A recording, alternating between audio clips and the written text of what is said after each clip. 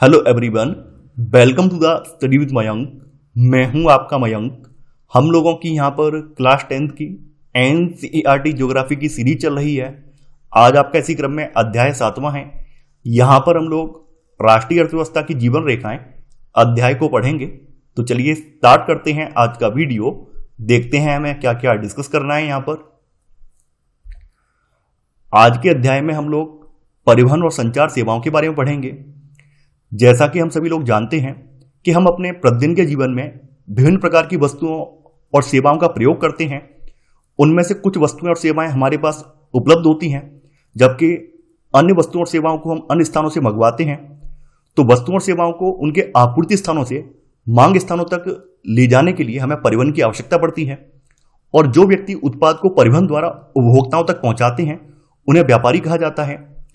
उदाहरण के तौर पर मान लीजिए आपको 1 किलोग्राम बादाम चाहिए। तो बादाम अगर आपको 1 किलोग्राम चाहिए, यानी अपने खुद के यूज के लिए बादाम चाहिए, तो उसके लिए आप जो बादाम के खेत हैं वहां तक तो आप नहीं जाएंगे, जहां पर बादाम की पैदावार हो रही है वहां तक तो आप नहीं जाएंगे। आप लोग क्या करेंगे, अपने आसपास जो भी शॉप है उस दुकान पर जाएंगे, उस दुकानदार से आप बादाम लेकर आ जाएंगे। तो आपका जो दुकानदार वो क्या कर रहा है, दुकानदार कहीं और से बादाम मंगा रहा है और आप तक पहुंचा रहा है। तो दुकानदार क्या है, वास्तव में एक व्यापारी है। यानी कि जो व्यक्ति उत्पाद को परिवहन के द्वारा उपभोक्ताओं तक पहुंचाते हैं उन्हें क्या कहते हैं, हम व्यापारी कहते हैं। और एक देश के विकास की गति वस्तुओं और सेवाओं के उत्पादन के साथ उनके एक स्थान से दूसरे स्थान तक वहन की सुविधा पर भी निर्भर करती है। देखिए उदाहरण के तौर पर समझ लेते हैं कि आज से 20 साल पहले की जो स्थिति थी, आज से 20 साल पहले आपने देखा होगा तब तो ना तो इंटरनेट था तो, लेकिन उतना ज्यादा फास्ट नहीं था जैसे आज। तो आप 4G और 5G की क्रांति देख रहे हैं। तो आज से 20 साल पहले अगर आपने कोई भी सामान डाक के थ्रू मंगवाया है, कोई भी सामान अगर आपने मंगवाया है, तो आपको महीनों तक वेट करना पड़ता था। आपको पता ही नहीं चलता था कि आपका सामान कब पहुंचेगा। लेकिन आज ऐसा नहीं है। आज परिवहन के साधनों के साथ आपके संचार के साधन भी जुड़ गए हैं। तो आप अगर अमेजन या फ्लिपकार्ट पर कोई ऑर्डर करते हैं तो आप अपने सामान की लाइव ट्रैकिंग कर सकते हैं कि आपका सामान कहां पर पहुंचा है, कब डिलीवर होगा। लेकिन आज से 20 साल पहले अगर आप कोई सामान मंगाते थे तो आपको निर्भर रहना पड़ता था डाक पर, या फिर अन्य जो कोरियर कंपनियां हैं उन पर निर्भर रहना पड़ता था। और वो अपनी मनमानी ढंग से 15 या 20 दिन में या महीने भर में सामान को पहुंचाती थी। तो आज आप देख रहे हैं किस तरह से हमारे परिवहन और संचार के साधन आगे बढ़ते जा रहे हैं। इसका मतलब क्या है कि हमारा जो देश है वो तरक्की कर रहा है। वस्तुओं और सेवाओं का लाना ले जाना पृथ्वी के 3 महत्वपूर्ण क्षेत्रों पर किया जाता है। ये क्षेत्र हैं स्थल, जल और वायु। इन 3 क्षेत्रों में वस्तुओं और सेवाएं जो हैं एक स्थान से दूसरे स्थान पर लाई और पहुंचाई जाती हैं। सक्षम और तीव्र गति वाले परिवहन से आज संसार जो है एक बड़े गांव में परिवर्तित हो गया है। जैसा कि आप लोग जानते हैं आज दुनिया में कहीं भी आप देख लें, दुनिया का कोई भी कोना आपसे अछूता नहीं है। यानी आज हर जगह के लिए फ्लाइट मौजूद है, हर जगह के लिए जो आपका वायु परिवहन हर जगह के लिए मौजूद है। दुनिया के किसी भी कोने में आप जा सकते हैं, हर जगह आप संचार अपना कायम कर सकते हैं। तो सक्षम तीव्र गति वाले परिवहन की वजह से आज संसार आपको क्या है, एक ग्लोबल विलेज की तरह लगता है, एक बड़े गांव की तरह लगता है। यानी कोई व्यक्ति जो भारतीय मूल का है और यूएसए में बैठा है तो उसे ऐसा आभास नहीं होता है कि भारत से दूर है। वो जब चाहेगा भारत लौट भी सकता है, भारत में संचार भी स्थापित कर सकता है। तो ये सब संभव कैसे हुआ है, टेक्नोलॉजी की वजह से संभव हो पाया है, परिवहन के बढ़ते साधनों की वजह से संभव हो पाया है। और परिवहन का यह विकास जो है संचार के साधनों के विकास की सहायता से संभव हो सका है। यानी आप लोग देख पा रहे होंगे जो द्रुत गति का, बहुत तीव्रतम गति का जो परिवहन आप संभव हो पा रहा है वो संचार के साधनों की वजह से संभव हो पाया है। जैसे कि हमने आपको अमेजन और फ्लिपकार्ट का जो पैकेज वाला हमने उदाहरण दिया, वो उदाहरण आपके लिए यहीं पर फिट होता है कि आज आप देख पा रहे होंगे आपने कोई भी चीज आपने मंगाई तो यहाँ पर संचार के साधन भी परिवहन के साधनों के साथ जुड़े हुए हैं। तो आप क्या कर पा रहे हैं, उसका लाइव ट्रैकिंग कर पा रहे हैं। तो इसलिए परिवहन, संचार और व्यापार ये तीनों जो हैं एक दूसरे के पूरक माने जाते हैं। अब यहाँ पर परिवहन के विभिन्न माध्यमों की बात की गई है। तो सबसे पहले बात करते हैं स्थल परिवहन की। देखिए स्थल परिवहन में सड़क परिवहन, रेल परिवहन और पाइपलाइन शामिल हैं। सड़क परिवहन की बात कर लेते हैं। देखिए भारत जो है विश्व का दूसरा सबसे बड़ा सड़क जाल वाला देश है और यह सड़क जाल लगभग 66.71 लाख किलोमीटर है। देखिए मैंने यहाँ पर वर्तमान के आंकड़े उठाए हैं और ये आंकड़े जो हैं 2023 के आंकड़े हैं। इन आंकड़ों को मैंने PIB से उठाया है। शायद कुछ किताबों में अभी भी आंकड़े नहीं आए हैं क्योंकि बहुत ज़्यादा लेटेस्ट आंकड़े हैं। भारत की अगर हम बात करें तो भारत में सड़क परिवहन जो है रेल परिवहन से पहले प्रारंभ हुआ है। और रेल परिवहन की अपेक्षा सड़क परिवहन की जो बढ़ती महत्ता है उसके कुछ कारण बताए गए हैं। तो पहला कारण यहाँ पर बताया गया है कि रेलवे लाइन की अपेक्षा जो सड़कों की जो निर्माण लागत है ये बहुत कम है और सड़कें जो हैं विच्छिन्न भूभागों के लिए बनाई जा सकती हैं। जैसे ऊबड़ खाबड़ पथरीले रास्ते, उन पर भी सड़कें बनाई जा सकती हैं। सड़कें जो है पहाड़ी या फिर जो ढाल प्रवणता वाले इलाके हैं वहां पर भी सड़कें बनाई जा सकती हैं। अपेक्षाकृत कम व्यक्तियों, कम दूरी और कम वस्तुओं के परिवहन में सड़कें मितव्ययी हैं। देखिए, रेल परिवहन की बात करने तो आप रेल को जो है गांव गांव तक नहीं पहुंचा सकते हैं, जबकि आप सड़कों को लोगों के घरों घरों तक, गांव गांव तक पहुंचा सकते हैं। तो ये कम व्यक्तियों, कम दूरी और कम वस्तुओं के परिवहन में सड़कें जो है रेलवे की तुलना में ये मितव्ययी हैं। ये जो है घर घर सेवाएं उपलब्ध करवाती हैं और सामान चढ़ाने उतारने की लागत भी इनमें अपेक्षाकृत कम है। अगर हम बात करें रेलवे की तो देखिए, रेलवे में क्या है, एक प्लेटफॉर्म नियत होता है और उस प्लेटफॉर्म के जरिए हम ट्रेन में सामान चढ़ाते और उतारते हैं। तो सड़कों के साथ ऐसा नहीं है। सड़कों की मदद से आप लोगों के घर घर से सामान उठा सकते हैं, उनके घर घर तक सामान डिलीवर कर सकते हैं। सड़क परिवहन अन्य परिवहन साधनों के उपयोग में एक कड़ी के रूप में भी कार्य करता है। जैसे सड़कें जो है ये रेलवे स्टेशन, वायु और समुद्री पत्रों को जोड़ती हैं, तो सड़कें जो हैं ये कड़ी के रूप में भी कार्य कर रही हैं। भारत में सड़कों की सक्षमता के आधार पर इन्हें 6 वर्गों में डिवाइड किया गया है। यहां पर पहला वर्ग है स्वर्णिम चतुर्भुज महाराजमार्ग। देखिए, स्वर्णिम चतुर्भुज महाराजमार्ग जो प्रोजेक्ट है, इसकी आधारशिला 1999 में तत्कालीन प्रधानमंत्री अटल बिहारी वाजपेयी ने रखी थी। हालांकि इस प्रोजेक्ट की शुरुआत जो है सन 2001 में हो पाई थी, यानी कि प्रोजेक्ट जो है इन्होंने 1999 में प्रपोज किया था, लेकिन इसकी वास्तविक शुरुआत जो है सन 2001 में हो पाई थी। इसमें क्या है, इसमें भारत के 4 महानगरों दिल्ली, कोलकाता, चेन्नई और मुंबई को आपस में 4 से लेकर 6 लेन वाली जो सड़कें हैं इनके द्वारा जोड़ने की योजना थी। और इस परियोजना के तहत 2 गलियारे प्रस्तावित हैं। पहला जो है उत्तर दक्षिण गलियारा है जो श्रीनगर को कन्याकुमारी से जोड़ता है, और दूसरा है पूर्व पश्चिम गलियारा जो असम के सिलचर को गुजरात के पोरबंदर से जोड़ता है। देखिए, पूर्व पश्चिम और उत्तर दक्षिण जो गलियारे हैं ये एक दूसरे को आपस में झांसी में काटते हैं। देखिए, काफी इंपॉर्टेंट है, मोस्ट इंपॉर्टेंट है। कई बार पीसीएस परीक्षा में पूछा भी गया है कि पूर्व पश्चिम और उत्तर दक्षिण जो गलियारा है ये आपस में एक दूसरे को कहां पर काटते हैं, ये झांसी में काटते हैं। और ये भी पूछा जाता है कि जो आपका उत्तर दक्षिण गलियारा है ये कहां से लेकर कहां तक है, पूर्व पश्चिम गलियारा कहां से लेकर कहां तक है। तो कई बार पीसीएस परीक्षा में या फिर एक दिवसीय परीक्षाओं में प्रश्न पूछा गया है। इस महाराजमार्ग का प्रमुख उद्देश्य जो है भारत के जो मेगा सिटी है, मेगा सिटी का मतलब जो 10 लाख से एवं जनसंख्या वाले जो मेगा सिटी हैं इनके मध्य की दूरी और परिवहन समय को न्यूनतम करना है। और यह राजमार्ग परियोजना जो है ये भारत के राष्ट्रीय राजमार्ग प्राधिकरण के अधिकार क्षेत्र में है, यानी कि national highway authority of India के अधिकार क्षेत्र में ये पूरी परियोजना है। इसके बाद आ जाते हैं आपके राष्ट्रीय राजमार्ग। देखिए, राष्ट्रीय राजमार्ग जो हैं ये देश के दूरस्थ भागों को जोड़ते हैं और ये देश के प्राथमिक सड़क तंत्र हैं। इनका निर्माण और रखरखाव जो है केंद्रीय लोक निर्माण विभाग के अधिकार क्षेत्र में है। देखिए, यहां पर आपके सामने यहां पर एक ग्राफ दिया गया है। इस ग्राफ में बताया गया है कि नेशनल हाईवे जो है आपके भारत के टोटल सड़क नेटवर्क का 2% है। तो यहां पर वही चीज बताई गई है कि राष्ट्रीय राजमार्ग देश के कुल सड़क मार्गों की लंबाई का लगभग 2% है, लेकिन इनके द्वारा देश के संपूर्ण यातायात का लगभग 40% भार वहन किया जाता है। यहां पर हाल के आंकड़े भी दिए गए हैं कि वर्ष 2023 में जो आपका नेशनल हाईवे है, तो नेशनल हाईवे नेटवर्क जो है लगभग 1,46,145 किलोमीटर के स्तर पर पहुंच गया है। दिल्ली और अमृतसर के मध्य जो आपका ऐतिहासिक शेरशाह सूरी मार्ग है, यानी शेरशाह सूरी के बारे में आपने सुना होगा, सूरवंश का संस्थापक था। इसने एक ऐतिहासिक मार्ग बनाया था और बाद में इसी मार्ग का अंग्रेजों के समय भी अनुकरण किया गया है। इसको ग्रांड ट्रंक रोड कहा है अंग्रेजों ने। तो उसे जो है राष्ट्रीय राजमार्ग संख्या 1 के नाम से जाना जाता है। इसके बाद आ जाते हैं आपके राज्य राजमार्ग। जैसा कि नाम से स्पष्ट हो रहा है कि ये जो राजमार्ग हैं इनके रखरखाव की जिम्मेदारी राज्य सरकार की होती है। तो राज्यों की राजधानियों को जिला मुख्यालयों से जोड़ने वाली जो सड़कें होती हैं वो राज्य राजमार्ग कहलाती हैं। राज्य और केंद्र शासित क्षेत्रों में इनकी व्यवस्था और इनका निर्माण का जो दायित्व है ये राज्य के सार्वजनिक निर्माण विभाग, पब्लिक वर्क्स डिपार्टमेंट जो राज्य का होता है उसके अंडर में होता है।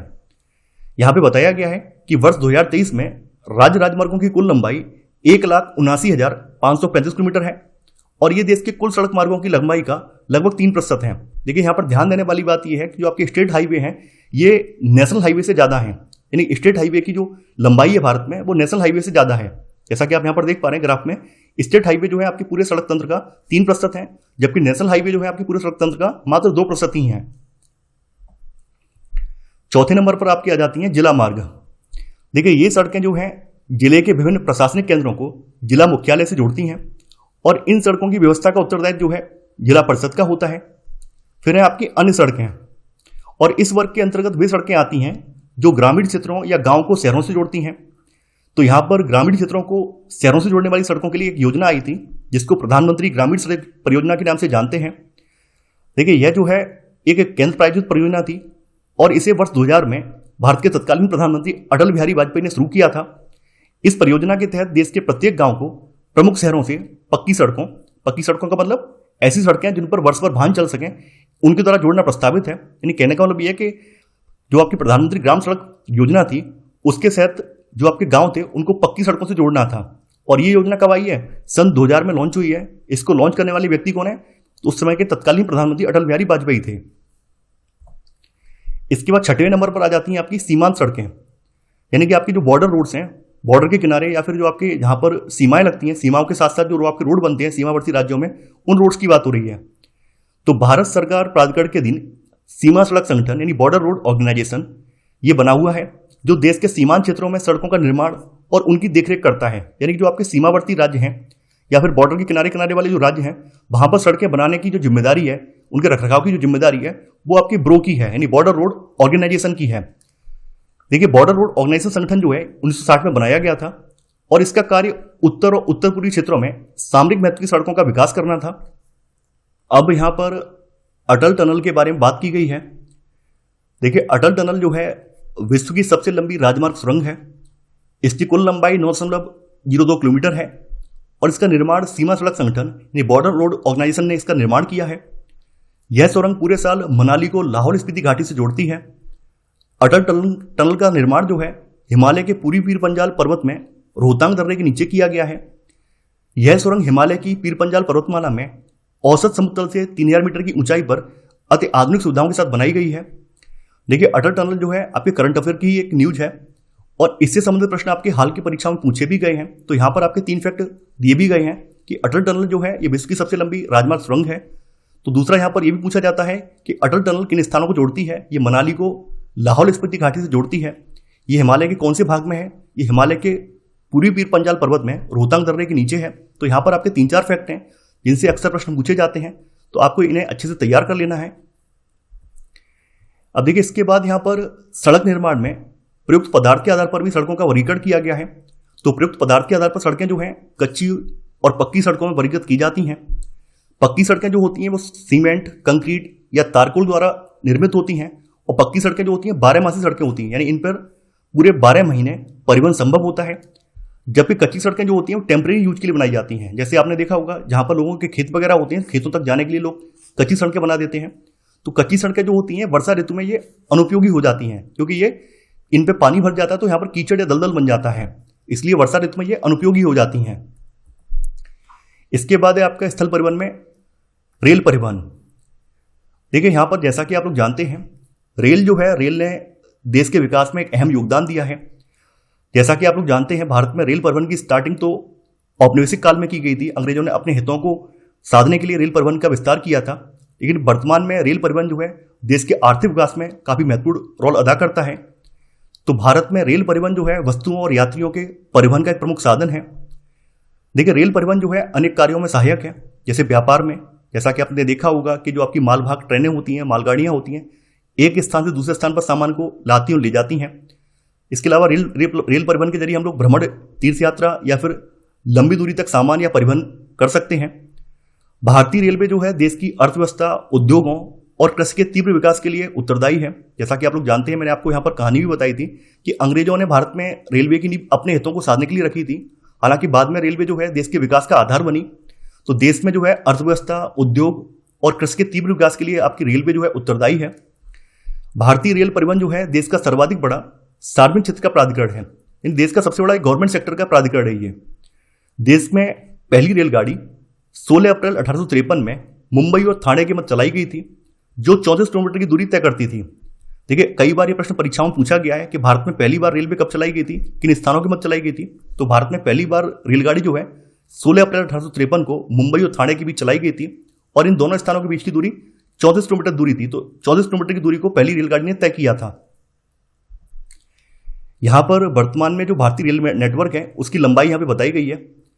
देखिए, भारतीय रेल नेटवर्क की लंबाई जो है 67,956 किलोमीटर है और ये आंकड़े आपके रेलवे ईयरबुक 2019-20 से रखे गए हैं। वर्तमान में भारतीय रेल परिवहन को जो है 19 प्रखंडों यानी 19 रेल जोन में डिवाइड किया गया है। देखिए, रेलवे लाइन आपने देखी होंगी, अगर आपने आज से 15 या 20 साल पहले अगर रेलवे की यात्रा की होगी तो आपने देखा होगा एक छोटी लाइन होती है, छोटी लाइन पे ट्रेनें चला करती थी। अब तो हर जगह बड़ी लाइन चल रही है। तो बड़ी लाइन यानी गेज मीटर में यहाँ बताया गया है, जो आपकी बड़ी लाइन होती है, बड़ी लाइन का मतलब दो पटरियों के बीच की जो दूरी होती है, गैपिंग होती है, वो ज्यादा होती है, तो उसे बड़ी लाइन कहा जाता है। यानी यहाँ पर दो पटरियों के बीच की जो दूरी होती है 1.676 मीटर होती है। तो आज देश में जो है बड़ी लाइन आपकी लगभग 63,950 किलोमीटर फैली हुई है। जबकि इसके बाद आ जाती है मीटर लाइन। जैसे हम लोगों की जो है, हमारे यहाँ जो पहले लाइन चलती थी, जिनमें आपने देखा होगा जो लाल रंग की रेलगाड़ी के डिब्बे होते थे, उसे मीटर लाइन या फिर हम लोग छोटी लाइन बोलते थे, लेकिन इसे जो है रेलवे की भाषा में मीटर लाइन बोला जाता है। तो यहाँ पर दो पटरियों के बीच की जो दूरी होती है वो 1 मीटर होती है। तो आज जो है आपकी जो मीटर लाइन है ये मात्र 2402 किलोमीटर बची हुई है। जबकि छोटी लाइन जो आपके कुछ कुछ पहाड़ी जो इलाके हैं उन इलाकों में चल रही है। तो छोटी लाइन की जो बीच दो पटरियों के बीच की जो दूरी होती है 0.762 या फिर 0.610 मीटर होती है। तो हमारे यहाँ छोटी लाइन केवल जो कुछ पहाड़ी जो राज्य हैं वहां पर टूरिज्म के तौर पर ये छोटी लाइन चल रही है। तो ये हमारे यहाँ कितना इसका विस्तार है, 1604 किलोमीटर इसका विस्तार है। इन सबको मिलाकर अगर देखें तो भारतीय रेल नेटवर्क की जो टोटल लंबाई हो जाएगी वो 67,956 किलोमीटर हो जाएगी। अब देखिए, यहाँ पर जो देश का रेल परिवहन है इसके वितरण को प्रभावित करने वाले कारकों में भूआकृतिक कारक, आर्थिक कारक और प्रशासकीय कारक शामिल हैं। जैसा कि आप लोग जानते हैं, जो आपका उत्तर का मैदान है ये एकदम समतल है, यहाँ पर प्रचुर संसाधन मौजूद हैं, अच्छी खासी जनसंख्या भी है, विभिन्न प्रकार के उद्योग धंधे भी हैं। तो जो आपका उत्तर का विशाल मैदान है ये रेल परिवहन के विकास में काफी ज्यादा सहायक रहा है। अगर हम बात करें प्रायद्वीपीय भारत की, तो प्रायद्वीपीय भारत में रेल मार्ग ऊबड़ खाबड़ पहाड़ी क्षेत्रों, छोटी पहाड़ियों और सुरंगों आदि से होकर गुजरते हैं। क्योंकि पहाड़ पूरा जो आपका प्रायद्वीपीय भारत है पूरा पठारी प्रदेश है, तो पठार होने के चलते कहीं कहीं पर ऊबड़ खाबड़ है, असमतल है। इसलिए आपका जो प्रायद्वीपीय खंड में रेलवे जो आपकी रेलवे बिछी हुई है तो वहां पर रेलवे लाइन को काफी ज्यादा ऊबड़ खाबड़ पहाड़ियों से, छोटी पहाड़ियों से, सुरंगों से गुजरना पड़ता है।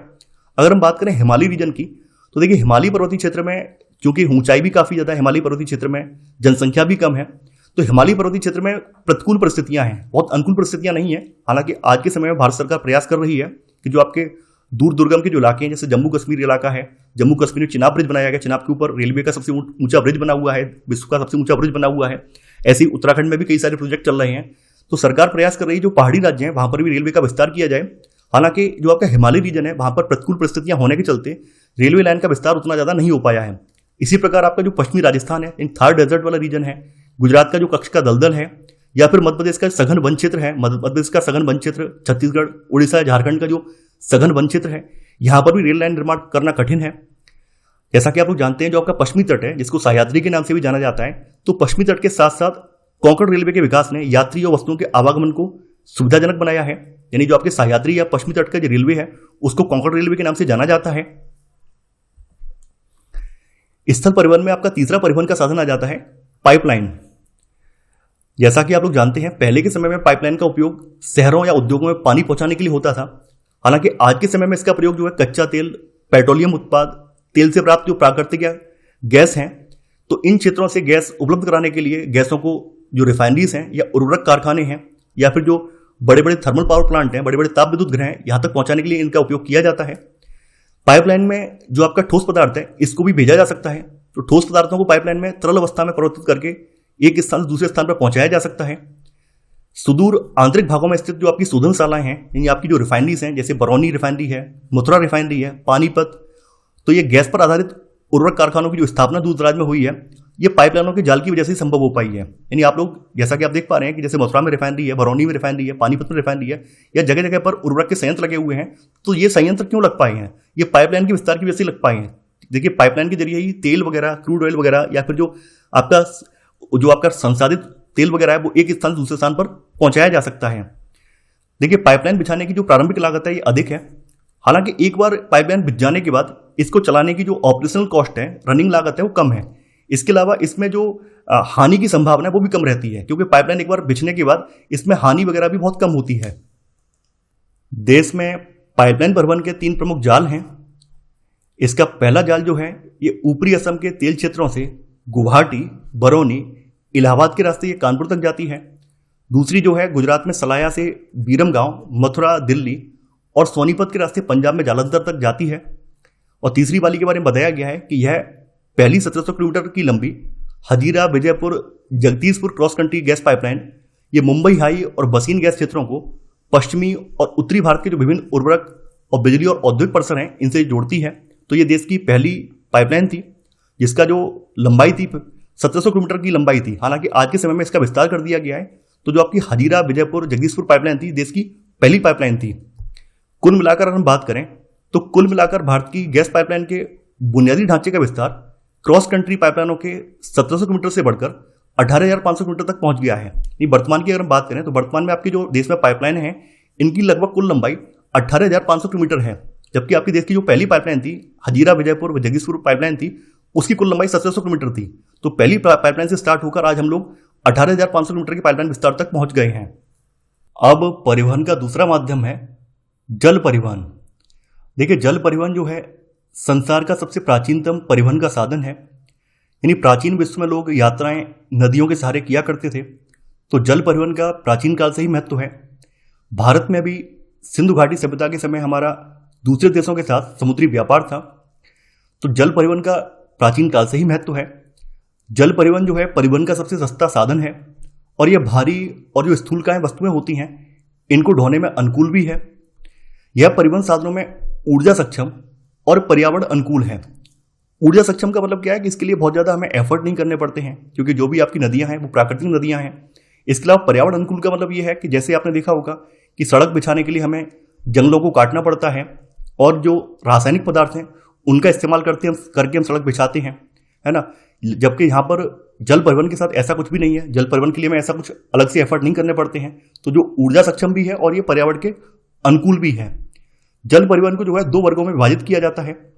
पहला वर्ग है यहाँ पर अंतःस्थलीय या फिर आंतरिक जलमार्ग। देखिए, अंतःस्थलीय या आंतरिक जलमार्ग जो हैं ये देश के भीतर जो नदियां होती हैं या नहरें जो होती हैं या झील वगैरह होती हैं उनके जलमार्ग होते हैं। इन्हें अंतःस्थलीय या फिर आंतरिक जलमार्ग कहा जाता है। भारत में अंतःस्थलीय नौ संचालन जलमार्ग 14,500 किलोमीटर लंबा है। इसमें से केवल 5,685 किलोमीटर मार्ग ही मशीनीकृत नौकाओं के द्वारा तय किया जाता है। यानी हमारे यहाँ जो अंतःस्थलीय नौ संचालन जलमार्ग है इसकी कुल लंबाई 14,500 किलोमीटर है, लेकिन फिर भी इसमें से हम केवल 5,685 किलोमीटर में ही जो आपकी मोटर बोट है उन्हें चला सकते हैं। इसके बाद यहाँ पर परिवहन जो है जल परिवहन जो है इसका दूसरा वर्ग जो है उसे महासागरीय या फिर पोत परिवहन या फिर समुद्री जलमार्ग कहा जाता है। तो यहाँ पर कुछ जलमार्गों के नाम दिए गए हैं जो कि आपके अंतःस्थलीय जलमार्ग हैं जिनको सरकार ने राष्ट्रीय जलमार्ग नेशनल वाटरवे घोषित किया है। तो यहाँ पर पहला नाम दिया गया है हल्दिया तथा इलाहाबाद के मध्य गंगा जलमार्ग जो कि 1620 किलोमीटर लंबा है। इसको नेशनल वाटरवेज 1 कहा जाता है। ये नौगम जलमार्ग संख्या 1 है। ये सदिया से दुबरी के मध्य 891 किलोमीटर लंबा ब्रह्मपुत्र नदी पर जलमार्ग है। इसको नेशनल वाटरवे 2 कहा जाता है। केरल में पश्चिम तटीय नहर जिसमें इसका एक पार्ट कोट्टापुरम से कोल्लम तक उद्योग मंडल और इसमें चंपकारा की नहरें हैं। देखिए, चंपकारा की नहरों की यहाँ पे लंबाई दे दी है। यहाँ पर पूरा जो केरल में पश्चिम तटीय नहर है इसकी टोटल लंबाई यहाँ पर नहीं दी है एनसीईआरटी में, इसके केवल एक भाग की यहाँ पर लंबाई दे दी है। तो ये जो है आपका नेशनल वाटरवे 3 है। चौथा यहाँ पर है काकीनाडा और पुदुचेरी नहर स्ट्रेच के साथ साथ गोदावरी और कृष्णा नदी का विशेष विस्तार। यहाँ पर भी इसके एक भाग की यहाँ पर लंबाई लिखी है, इसकी संपूर्ण लंबाई यहाँ पर नहीं लिखी गई है, इसके केवल एक भाग की लंबाई लिखी गई है। इसके संपूर्ण भाग की लंबाई जो है लगभग 2890 किलोमीटर है। वैसे ही यहाँ पर आपका जो नेशनल वाटरवे 3 है इसके भी संपूर्ण भाग की लंबाई जो है 365 किलोमीटर है। चूंकि एनसीईआरटी में यहाँ पर इसका जो एक पार्ट है उसकी लंबाई यहाँ पर लिख दी गई है, ये बात मैं यहाँ पर स्पष्ट कर दे रहा हूँ। तो यहाँ पर जो काकीनाडा और पुदुचेरी नहर स्ट्रेच के साथ साथ गोदावरी और कृष्णा नदी का विशेष विस्तार है, इसको नेशनल वाटरवे 4 कहा जाता है। मातई नदी, महानदी के डेल्टा चैनल, ब्राह्मणी नदी और विशेष पूर्वी तटीय नहर के साथ ब्राह्मणी नदी का विशेष विस्तार, इसकी टोटल लंबाई 588 किलोमीटर है, इसको नेशनल वाटरवे 5 कहा जाता है। इसके अलावा कुछ अन्य अंतर जलमार्ग भी हैं जिन पर परिवहन होता है। इसमें मांडवी, जुआरी, कंबरजुआ, सुंदरबन, बराक, केरल का जो पश्चिम जल है, बैकवाटर है, यहाँ पर भी जल परिवहन होता है। इन सबके अतिरिक्त विदेशी व्यापार जो है भारतीय तट पर ये पत्थरों के द्वारा किया जाता है और देश का 95% व्यापार अगर हम बात करें मुद्रा के रूप में तो मुद्रा के रूप में 68% ये समुद्रों के द्वारा ही होता है। इन देश का लगभग 95% हमारा जो व्यापार है वो समुद्री व्यापार के थ्रू होता है। अब देखिए, यहाँ पर देश के प्रमुख समुद्री पत्थरों के बारे में बात की गई है। जैसा कि आप लोग जानते हैं कि भारत की जो समुद्री तटरेखा की लंबाई है वो 7,516 किलोमीटर है। यानी हमारे पास एक विस्तृत लंबी समुद्री तटरेखा है और इसके साथ 12 प्रमुख और 200 मध्यम और छोटे पत्तन हैं। ये प्रमुख पत्तन जो है देश का 95% विदेशी व्यापार संचालित करते हैं। आपकी किताब में 12 प्रमुख पत्तनों में से 10 पत्तनों के बारे में बात की गई है। तो यहां पर सबसे पहले कांडला पत्तन जो कि गुजरात में अवस्थित है, इसके बारे में बात की गई है। जैसा कि आप लोग जानते हैं कि 1947 में हमारा देश आज़ाद हुआ था। तो देश के आज़ाद होने के साथ भारत का एक भूखंड जो है ये पाकिस्तान के अंडर में चला गया था। देश की आज़ादी से पहले जो है पश्चिम की ओर हमारे 2 प्रमुख पत्तन थे, एक तो मुंबई पत्तन था और दूसरा कराची पत्तन था। अब चूंकि जब 1947 में देश आज़ाद हुआ तो भारत का एक भूखंड पाकिस्तान के अंडर में चला गया, तो ऐसे करके जो कराची पत्तन था ये पाकिस्तान के पास चला गया। ऐसे में पश्चिम से होने वाला जो व्यापार था उसके लिए केवल मुंबई पोर्ट ही बचा, और मुंबई पोर्ट पर भी दबाव बहुत ज़्यादा बढ़ने वाला था क्योंकि कराची पत्तन तो पाकिस्तान के अंडर में चला गया है। तो सरकार ने कराची पत्तन की कमी को पूरा करने के लिए और मुंबई पत्तन के व्यापारिक दबाव को कम करने के लिए कांडला पत्तन को देश के पहले पत्तन के रूप में विकसित किया था।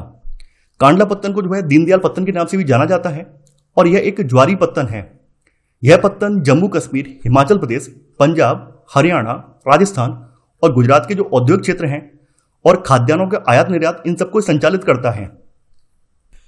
दूसरे नंबर पर है आपका मुंबई पोर्ट। देखिए, मुंबई बृहत्तम पत्तन जो कि महाराष्ट्र राज्य में पड़ता है, इसके प्राकृतिक खुले, विस्तृत और सुचारू पोताश्रय हैं। मुंबई पत्तन के अधिक परिवहन को ध्यान में रखकर इसके सामने जवाहरलाल नेहरू पत्तन विकसित किया गया है, जो इस पूरे क्षेत्र को एक समूह पत्तन की सुविधा प्रदान करता है। थर्ड नंबर पर है आपका मरमगांव पत्तन जो कि गोवा में पड़ता है। देखिए, मरमगांव पत्तन लौह अयस्क के निर्यात के संदर्भ में देश का एक महत्वपूर्ण पत्तन है और यहां से देश के कुल निर्यात का आधा यानी 50% लौह अयस्क निर्यात किया जाता है। इसके बाद चौथा पत्तन है आपका न्यू मैंगलोर पत्तन। जैसा कि आप यहां पर देख पा रहे हैं, न्यू मैंगलोर पत्तन है जो कि कर्नाटक में पड़ता है। तो न्यू मैंगलोर पत्तन जो है कुद्रेमुख खदानों से निकलने वाले लौह अयस्क है उसको निर्यात करता है। इसके बाद आपका अगला पत्तन है कोच्चि पत्तन जो कि चेन्नई में पड़ता है। तो यह सुदूर दक्षिण पश्चिम में है और यह एक लैगून के मुहाने पर स्थित प्राकृतिक पोताश्रय है, यानी प्राकृतिक पत्तन है ये। अगला पत्तन है आपका तूतीकोरन पत्तन जो कि तमिलनाडु में पड़ता है। यहां पर आप देख पा रहे हैं तूतीकोरन पत्तन है।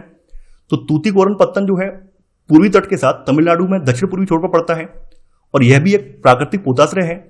यह पत्तन हमारे पड़ोसी देशों जैसे कि श्रीलंका, मालदीव और अन्य जो इधर आपके जो साउथ ईस्ट के जो कंट्री हैं उनके साथ व्यापार को संचालित करता है और भारत के तटीय क्षेत्रों की भिन्न वस्तुओं के व्यापार को संचालित करता है। इसके बाद आपका तमिलनाडु में दूसरा पत्तन है चेन्नई पत्तन।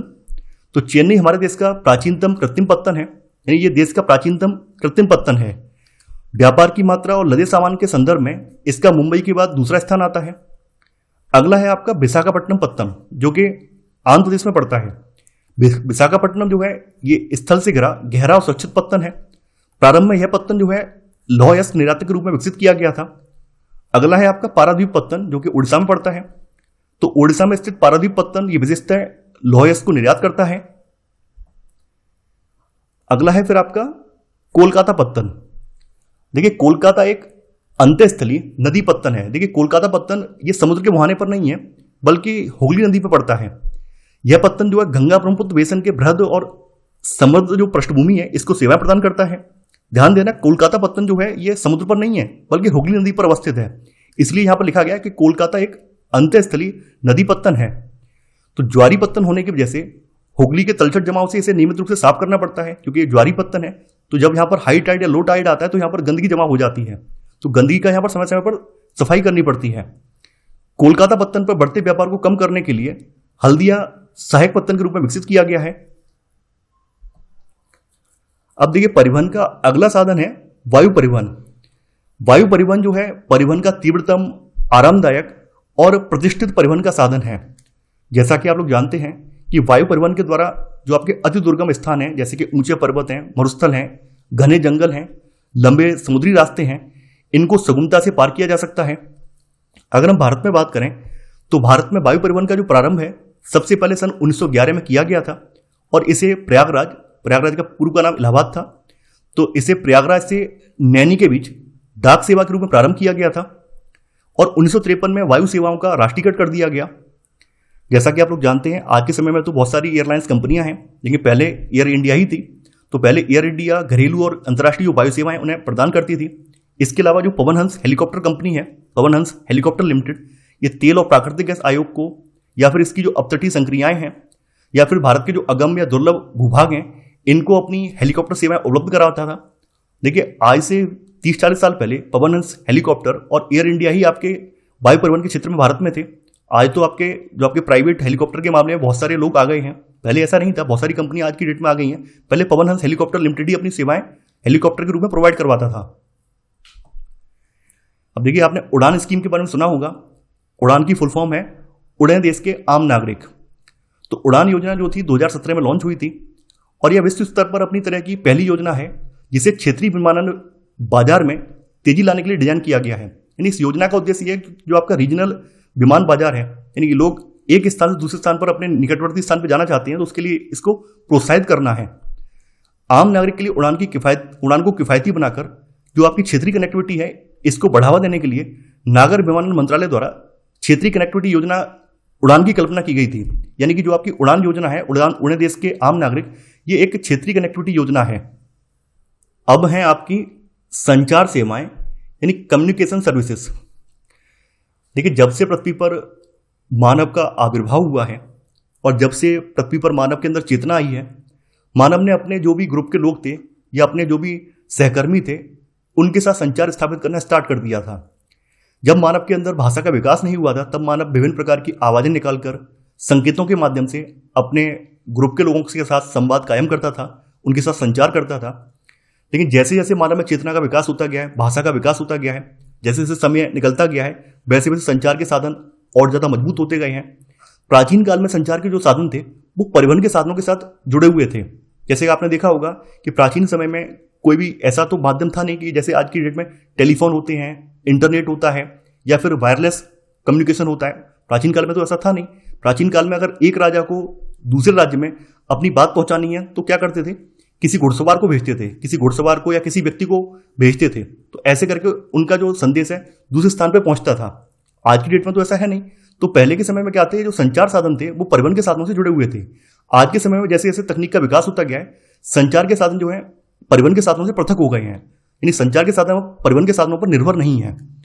तो अगर हम वर्तमान की बात करें तो निजी दूरसंचार, जनसंचार में दूरदर्शन, रेडियो, समाचार पत्र समूह, प्रेस और सिनेमा, ये जो है देश के प्रमुख संचार साधन हैं। देखिए जनसंचार साधन उन संचार साधनों को कहा जाता है जो कि जनता के एक बड़े वर्ग को संबोधित करते हैं। तो जनसंचार में आपकी दूरदर्शन है, रेडियो है, समाचार पत्र समूह है, जो आपका प्रेस है या सिनेमा है। तो ये देश की एक बड़ी आबादी को संदर्भित करते हैं, बड़ी आबादी को संबोधित करते हैं। तो इसीलिए इन्हें जो है जनसंचार के माध्यम कहा जाता है। भारत का डाक संचार तंत्र विश्व का सबसे बृहत्तम तंत्र है और यह पार्सल, निजी पत्र व्यवहार, तार आदि को संचालित करता है। देखिए टेलीग्राम सेवा तो आज की डेट में बंद कर दी गई है। पहले के समय में टेलीग्राम सर्विस चलती थी, हालांकि आज के समय में ये बंद कर दी गई है। अच्छा, आपको कमेंट में एक प्रश्न बताना है कि भारत में जो तार सेवा है ये कब बंद की गई थी। ये आपको यहाँ पर कमेंट में आंसर देना है। यहाँ पे बताया गया है कि कार्ड व लिफाफा बंद चिट्ठी ये पहली श्रेणी की डाक समझी जाती है और विभिन्न स्थानों पर वायुयान के द्वारा ही पहुंचाए जाते हैं। द्वितीय श्रेणी की डाक में रजिस्टर्ड पैकेट, किताबें, अखबार और मैगजीन शामिल हैं और ये धरातली डाक के द्वारा पहुंचाए जाते हैं और इनके लिए स्थल व जल परिवहन का प्रयोग किया जाता है। देखिए बड़े शहरों में और नगरों में डाक संचार में शीघ्रता हेतु हाल ही में 6 डाक मार्ग बनाए गए हैं। इन्हें राजधानी मार्ग, मेट्रो चैनल, ग्रीन चैनल, व्यापार चैनल, भारी चैनल और दस्तावेज चैनल के नाम से जाना जाता है। देखिए जनसंचार जो है ये मानव को मनोरंजन के साथ साथ बहुत से राष्ट्रीय कार्यक्रमों, नीतियों के विषय में जागरूक करता है। इसमें जो है रेडियो, दूरदर्शन, समाचार पत्र पत्रिकाएं, किताबें, चलचित्र यानी आपका जो सिनेमा है ये सब सम्मिलित है। आकाशवाणी मतलब रेडियो की अगर बात करें तो इसमें आपके यहाँ ऑल इंडिया रेडियो, आपके क्षेत्रीय स्तर पर FM वगैरह हैं। तो आकाशवाणी जो है ये राष्ट्रीय, क्षेत्रीय या स्थानीय भाषा में देश के विभिन्न भागों में अनेक वर्गों के व्यक्तियों के लिए विविध प्रकार के कार्यक्रम प्रसारित करता है। देखिए भारत में वर्ष भर अनेक समाचार पत्र और सामयिक पत्रिकाएं प्रकाशित की जाती हैं। हमारे देश की अगर हम बात करें तो हमारे देश में सर्वाधिक समाचार पत्र जो हैं हिंदी भाषा में प्रकाशित होते हैं। इसके बाद अंग्रेजी और उर्दू के समाचार पत्र आते हैं। इसके अलावा भारत में जो चलचित्र हैं यानी जो हमारा सिनेमा है ये भी सर्वाधिक चलचित्र उत्पादक है। यानी हमारे यहाँ छोटी, बड़ी या मध्यम आकार की बहुत सारी फिल्में देश में बनाई जाती हैं। यानी हजारों की संख्या में हमारे यहाँ साल भर में हजारों की संख्या में फिल्में बनती हैं, जिनमें लघु फिल्म से लेकर 10 मिनट की फिल्म से लेकर 1 घंटे 2 घंटे तक की डॉक्यूमेंट्री टाइप फिल्में भी बनाई जाती हैं। तो विश्व में सर्वाधिक चलचित्र उत्पादन में भारत जो है अग्रिम स्थान पर आता है। भारतीय और विदेशी सभी फिल्मों को प्रमाणित करने का जो अधिकार है यह केंद्रीय फिल्म प्रमाणन बोर्ड यानी central board of film certification को है। यहां पर देखिए डिजिटल इंडिया की बात की गई है। डिजिटल इंडिया एक ज्ञान आधारित परिवर्तन के लिए भारत को तैयार करने के लिए विशाल कार्यक्रम है। डिजिटल इंडिया मिशन की शुरुआत जो है 1 जुलाई 2015 को प्रधानमंत्री श्री नरेंद्र मोदी द्वारा की गई थी। इसका यहाँ पे उद्देश्य बताया गया है। डिजिटल भारत कार्यक्रम का मुख्य उद्देश्य आईटी का मतलब इंडियन टैलेंट यानी भारतीय प्रतिभा, इसको इंडियन जो आपकी इंफॉर्मेशन टेक्नोलॉजी है यानी जिसको हम सूचना प्रौद्योगिकी कहते हैं, इनके साथ जोड़कर इंडिया टुमारो यानी कि कल का भारत तैयार करना है। यानी कहने का मतलब ये है कि हमारा जो भारतीय प्रतिभा को भारतीय सूचना प्रौद्योगिकी तंत्र के साथ अगर हम जोड़ दें तो आने वाला जो भारत है इसको हम बना सकते हैं। तो यहां पर वही चीज हम समझाई गई है कि इसमें होने वाले परिवर्तन को समझना है और तकनीक को केंद्र में रखकर बदलाव लाना है। यह इसका प्रमुख उद्देश्य है। अब देखिए यहां पर इंटरनेशनल व्यापार के बारे में, इंटरनेशनल ट्रेड के बारे में चर्चा की गई है। जैसा कि आप लोग जानते हैं राज्यों और देशों में व्यक्तियों के बीच वस्तुओं का जो आदान प्रदान होता है वो व्यापार कहलाता है। और बाजार एक ऐसी जगह है जहां पर इसका विनिमय होता है। यानी बाजार एक ऐसी जगह है जहां पर वस्तुओं क्या करते हैं, हम विनिमय करते हैं, एक्सचेंज करते हैं। दो देशों के बीच अगर व्यापार हो रहा है तो उसको अंतर्राष्ट्रीय व्यापार कहा जाता है। और अंतर्राष्ट्रीय व्यापार जो समुद्री, हवाई या स्थल मार्गों के द्वारा हो सकता है। वहीं स्थानीय व्यापार जो है ये शहरों में, कस्बों में और गांव में होता है। राज्य स्तरीय व्यापार का मतलब क्या होता है, 2 या 2 से अधिक राज्यों के मध्य होने वाला जो व्यापार होता है उसको राज्य स्तरीय व्यापार कहा जाता है। देखिए एक देश के अंतर्राष्ट्रीय व्यापार की जो प्रगति है उसके आर्थिक वैभव की सूचक है। यानी कि जो देश सबसे ज्यादा अंतर्राष्ट्रीय व्यापार करता है उसका मतलब क्या है, उसका आर्थिक विकास उतना ही ज्यादा हो रहा है। इसलिए इसे जो है राष्ट्र का आर्थिक बैरोमीटर भी कहा जाता है। अब देखिए यहां पे कुछ चीजें बताई गई हैं। आयात और निर्यात जो है ये व्यापार के प्रमुख घटक हैं। आयात और निर्यात का अंतर ही देश के व्यापार संतुलन को निर्धारित करता है। अगर मान लेते हैं कि निर्यात मूल्य जो है यानी निर्यात मूल्य आयात मूल्य से अधिक हो तो उसे अनुकूल व्यापार संतुलन कहते हैं। जैसे कहने का मतलब क्या है, निर्यात का मतलब क्या है कि अपने देश से दूसरे देश में वस्तुओं को भेजना, और आयात का मतलब ये है कि अपने देश में दूसरे देश से वस्तुओं को मंगाना। तो यहां पर बताया गया है अगर निर्यात मूल्य आयात मूल्य से अधिक हो तो अनुकूल व्यापार संतुलन है। तो देखिए इसे समझते हैं। जैसे मान लेते हैं कि किसी फाइनेंशियल ईयर में भारत ने 1000 करोड़ की वस्तुएं जो है निर्यात की हैं, विभिन्न देशों को 1000 करोड़ रुपए की वैल्यू की वस्तुएं निर्यात की हैं, और उसी समय में 500 करोड़ रुपए की वैल्यू की जो वस्तुएं हैं इनको आयात किया है। तो यहां पर आप लोग देख रहे होंगे यहां पर आपकी निर्यात की वैल्यू क्या है, ज्यादा हो रही है। यहां पर निर्यात की वैल्यू कितनी है, 500 करोड़ की निकल के आ रही है। तो यहां पर क्या है, हमारा अनुकूल व्यापार संतुलन है।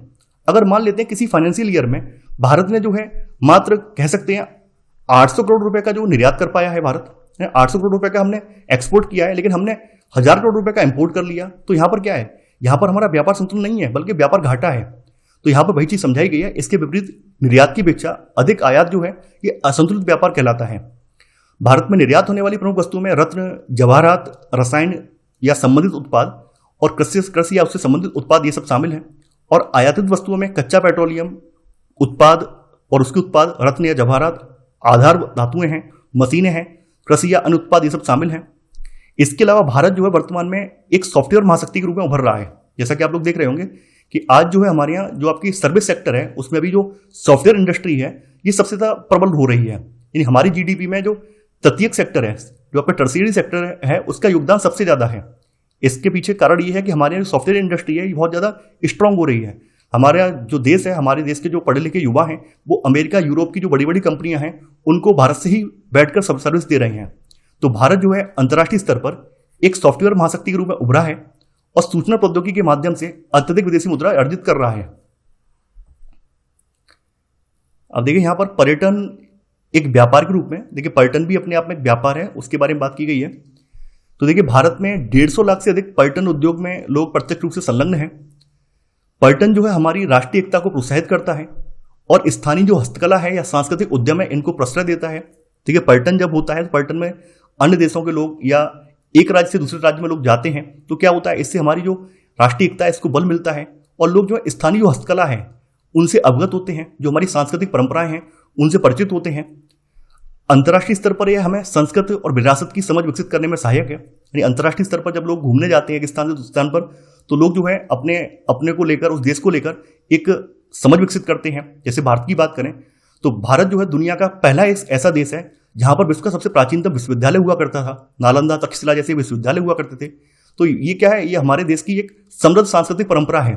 तो जब कोई अंतर्राष्ट्रीय व्यक्ति, कोई आपका फॉरेनर व्यक्ति भारत में घूमने आता है और भारत के बारे में जानता है, तो समझ में आता है कि भारत की जड़ें बहुत प्राचीन हैं। तो देखिए, विदेशी पर्यटक जो है भारत में विरासत पर्यटन, पार्य पर्यटन, इको टूरिज्म, रोमांचकारी पर्यटन, सांस्कृतिक पर्यटन, चिकित्सा पर्यटन और व्यापारिक पर्यटन के लिए भारत में आते हैं। तो इसी अध्याय के साथ हमारी क्लास 10th की जो ज्योग्राफी की सीरीज है ये समाप्त हो जाती है। देखिए, क्लास 10th की ज्योग्राफी में टोटल 7 चैप्टर थे और आज हमने 7 चैप्टर यहाँ पर कंप्लीट कर लिए हैं। तो मैं आशा करता हूँ कि आपको ये सीरीज पसंद आई होगी। जैसा कि हमने आपको पहले ही आपको स्पष्ट कर दिया था कि अब आपको नोट्स बनाने की आवश्यकता नहीं है। आप लोग हमारे टेलीग्राम चैनल पर जाकर, जिसका यहाँ पर एड्रेस दिया गया है studyWithMayank_official, इसको आप जब इस नाम से सर्च करेंगे टेलीग्राम पर तो आपको मिल जाएगा। तो वहाँ पर जाकर आप इस पूरी सीरीज से संबंधित नोट्स हैं वो परचेज कर सकते हैं। देखिए, नोट्स नहीं बनाने का रीजन ये है कि अगर आप नोट्स नहीं बनाएंगे और नोट्स को परचेज करेंगे तो आपको कई सारे फायदे भी होंगे। एक तो समय की बचत होगी, दूसरी बात यह है कि नोट्स में आपको प्रॉपर तरीके से चीज़ें जो है अंडरलाइन, हाईलाइट करके दी गई हैं। साथ ही साथ आपको टेस्ट सीरीज भी दी गई है, तो आपको कोई अतिरिक्त एफर्ट नहीं करना पड़ेगा। तो मैं आप लोगों से यही गुजारिश करूंगा कि आप लोग हमारे टेलीग्राम चैनल पर जाकर इस पूरी सीरीज के आप नोट्स परचेज कर सकते हैं। तो आशा करता हूं कि आपको ये पूरी वीडियो समझ में आई होगी। तो आज के लिए इतना ही। Thanks for watching. जय हिंद।